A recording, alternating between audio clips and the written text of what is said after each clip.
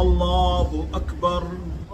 अकबर मिन कुल्ली शै। अल्लाह ताला द हर शै न लوی دی। सुबहानका पाकी द ताला रा अल्लाहुम्मा या अल्लाह व बिहमदिका او ټول صفتنا د کمال خاص تعالی ردی یا الله ټول سنا صفت خسته تعریفنا د کمال صفتنا او تعریفنا د کمال چې کمال ورکی وی الله غتا پوری خاص وتبارک اسمک وتبارک او مبارک دے اسمک نومستا وتبارک اسمک مبارک دے نومستا برکت والا دے نومستا وتعالى او لوی دے اوچت دے جدک شان او مرتبستا ولا الہ او نشت دے حقدار د عبادت او بندگی نشت دے لائق د عبادت او بندگی نشت دے بل الہ غیرک سواستانا اعوذ زپنا غارم باللہ اللہ تعالی سرا په مدد د الله تعالی سره من الشیطان الرجیم د شیطان رټلی شوینا بسم الله خاص په مدد دنوم د الله شروع کوم الرحمن دیر زیاد رحم کونکے دے الرحیم ہمیشہ مہربان دے الحمد طول صفتنا د کمال للہ خاص اللہ تعالی لردی رب العالمین چی پالن کے د طول عالم دے الرحمن عام مہربان دے الرحیم خاص رحم کونکے دے الرحمن الرحیم مختلفی معناګانې دي نور وضاحت نکوم لیکن د دې یو څو معناګانې تاسو مخې ته اقدم چې کله مونږ کې تاسو دې دوه الفاظو ته توجه وکړئ ان شاء الله تاسو مشکلات به حل شي تاسو به د الله تعالی په ذات باندې یقین راشي توجه هم ډیره ښایسته برابرې دي د توجه کوي چې الرحمن الرحیم الله تعالی رحم کوونکی دی او دلته دوه عظیم صفات چې دواړه متعلق د رحم او د مهرباني سره دی راوړل د دې څه مقصد د الرحمن اوله معنا دا الذي يعطي اذا سئل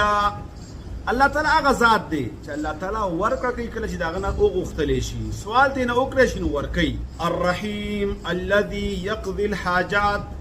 من غیر سؤال غیر د غوښتوم ستا حاجتونه الله تعالی پوره کوي زما ستا څومره ضرورت دي بعض اوقات کې موته ته پته نه لګي الله تعالی زما ستا ضرورت پوره کوي الله تعالی موږ ته ډیر نعمتونه داسې راکړي دي چې الله تعالی نه غوښتي نه دي نو د الرحمن معنا دا ده چې څه غواړي هغه درکوي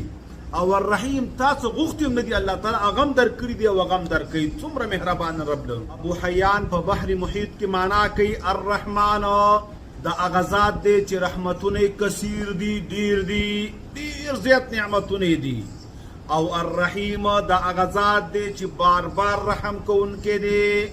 دو الرحمن کی معنا د کثرت دا او الرحیم کی معنا د تکرار دا ډیر مهربان دی او بار بار مهربان دی ننیم کوي نو سباتم کوي مخکیم کوي سحرم کوي مقام کوي خپل رحم او مهرباني بندینا مهرباني ډیر دا الرحمن او بار بار دا ذکر رحیم دی امام فرا بغوی معنا کوي الرحمن فی الدنیا په دنیا کې مهربان دی او الرحیم بالنسبه الى الاخره په آخرت کې هغه مهرباني ته موږ محتاج یو او هغه مهرباني کې په آخرت کې هم دا هغه مهرباني صرف دنیا کې نه دا کوتا باندې په دنیا کې څوک ډیر مهربان شي نو هغه مهرباني فقط په دنیا کې دا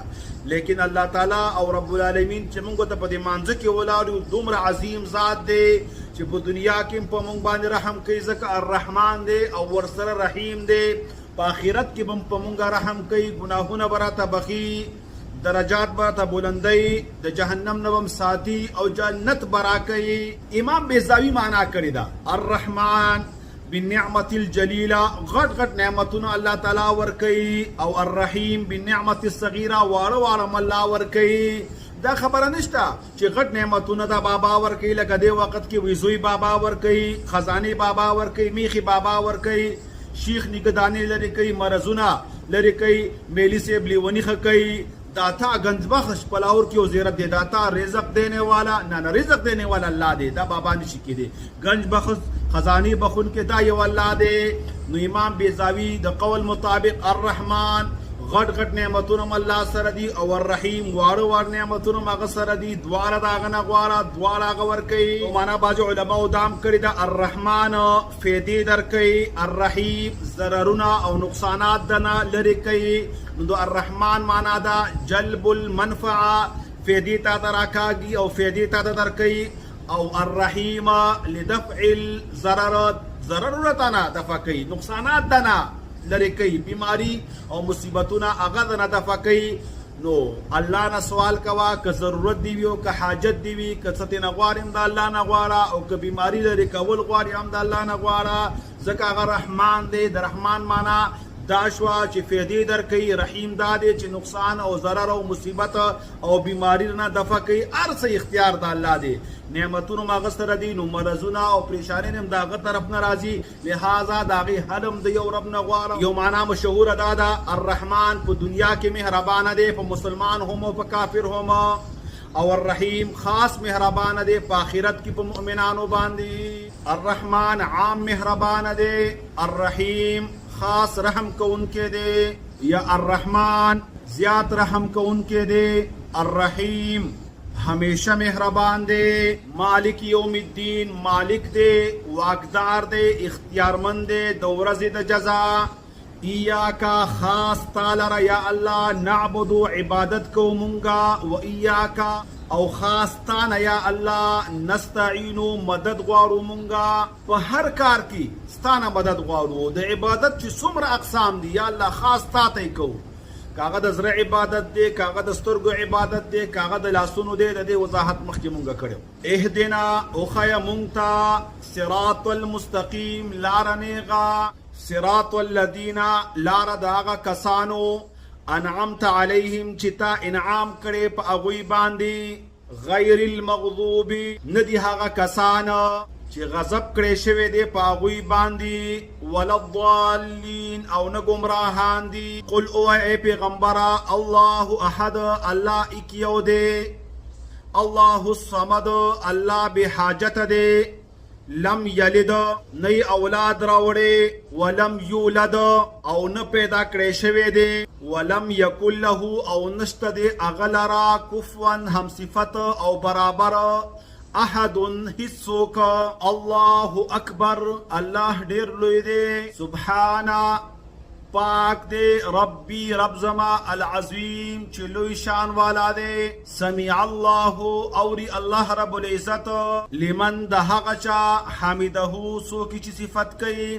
دا اللہ تعالیٰ سوک چی تعریفون دا اللہ کئی صفات دا اللہ بیانی اغتا عبادت کئی او منز کئی دا ارسا اللہ تعالیٰ اوری ربنا اے رب زمونگ لکا خاص تعالی ردی الحمدو حمدنا ربنا لك الحمد اللهم ربنا لك الحمد اللهم ربنا ولك الحمد ری والا جائز دی تقریبا نزدې معنا ده اللهم یا الله لك الحمد خاص تعالی رحمد ندی سبحان ربی الاعلى سبحان پاک دے ربی رب زما الاعلى چاغ ډیر اوچت دے لوی شان والا دے عظیم المرتبت دے عظیم او اعلی دا دواره د الله تعالی هغه صفاتونه دي چې الله تعالی عظیم هم دی اوچت شان والا هم دی مقصد د دې دا دی کو دنیا دا او دنیا داری دا او که زما مال دی او که دولت دی دا ارس معمولی دی د ارس باندې فنا راځي د دنیا بادشاہ لوی نه دی د مالم لوی نه دی دا ارس معمولی دی ستا اولاد ارس نه لوی هغه زما رب دی